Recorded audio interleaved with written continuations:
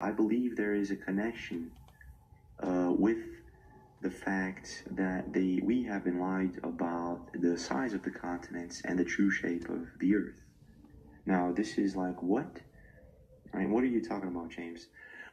Well, you've been lied to about the shape of the continents, right? In West Wing, one of these TV series, they make a very interesting introduction to the fact that we've been looking at political maps all along. Let's take a look at this very interesting part where they talk about these political maps that we've been using.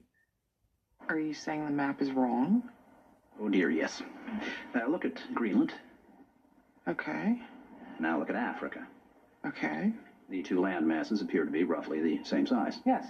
Would it blow your mind if I told you that Africa is in reality 14 times larger? Yes.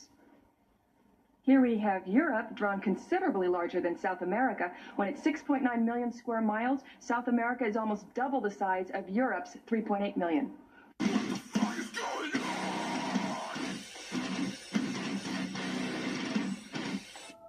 So it's very clear that, for example, Greenland and Iceland, they're very much smaller than Africa, right? But since we were kids and we were in school, until today, people think that Africa and Greenland, these places are almost the same size. But they aren't. And not only that, if we actually look into a weather monitor of the map in a flat Earth shape or in an azimuthal shape, we will see that the southern hemisphere continents are all much bigger than the northern hemisphere continents. Now, this is an exaggeration, of course. This is not what reality is, but the truth is that the continents, for example, Africa is indeed very, very big. South America is huge and long, and Australia is huge also. Wait. Relative size is one thing, but you're telling me that Germany isn't where we think it is? Nothing's where you think it is. The Peters projection. What the hell is that? It's where you've been living this whole time. So we have all these huge continents that they're using as plates. Stop to think about it, folks. What have they been doing with these continents? What have they been doing all along with all these continents? They have been depleting the resources on these third world continents, right? So it's very obvious that they never had the intention of letting these continents develop.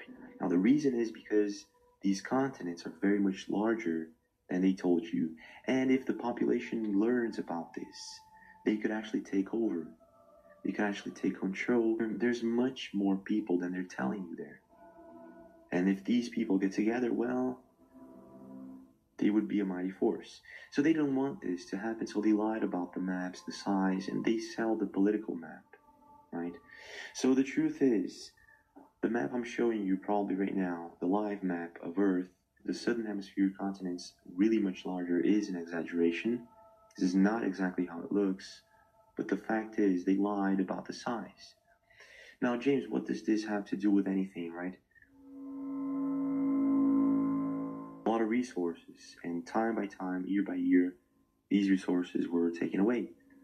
The Amazon, for example, I have talked in my last video very quickly about one of this thing that happened in the Amazon River. It's a wave.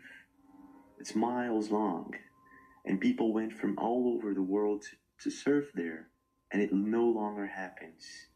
Now, it's a mystery why it's no longer happening, but still, it happened for thousands of years, and now it doesn't happen anymore. So what I'm trying to say is, they are depleting the Amazon and a lot of the resources that supposedly keep the world's weather and the world in general balanced. But ecologist Greg Asner has devised a high-tech eye in the sky that's documenting how climate change is wreaking havoc on the world's greatest tropical rainforest. And what we see here is the canopy is much more open, and the vegetation is changed dramatically from 2005. They are also witnessing remote stretches of jungle so badly affected that measuring the damage hardly requires their cutting-edge equipment. Moving to Ethiopia now, where a man has taken the responsibility to save the country from deforestation by planting trees. Johannes Gizar called himself man. And if these continents start heating up, they're probably going to influence the weather way more than we would imagine. Taking into consideration that they're replacing the trees with highways and buildings, right? So all these things are reflective to sunlight. So yes, in general, they're transforming these continents into computer chips. If you look from a satellite, it looks like a computer chip. Now, a computer chip actually heats up a lot, and it's basically made of silica. And so is the sand, and so are the highways and buildings made of sand. The quantities used are astronomical.